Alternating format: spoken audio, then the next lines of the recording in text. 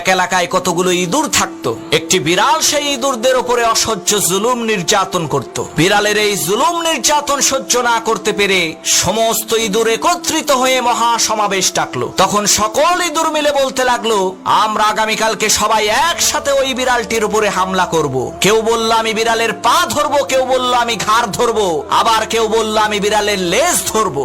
এমন সময় ইঁদুর সর্দার সমস্ত ইঁদুরদেরকে লক্ষ্য করে বলল, ভাইয়েরা আমার, আপনারা সবাই বলছেন বিড়ালের হাত ধরবেন, পাও ধরবেন, মাথা ধরবেন, ভালো কথা, কিন্তু বিড়ালের ম্যাও ধরবেন কে?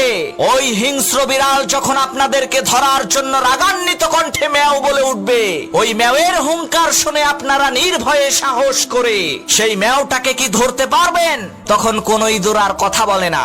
এতগুলো ইঁদুরের মধ্যে একটা ইঁদুরও বিড়ালের ম্যাও ধরার সাহস পেল না। তখন ইঁদুর সর্দার বলল, বিড়ালের ম্যাও ধরতে না পারলে তার সাথে যুদ্ধে লিপ্ত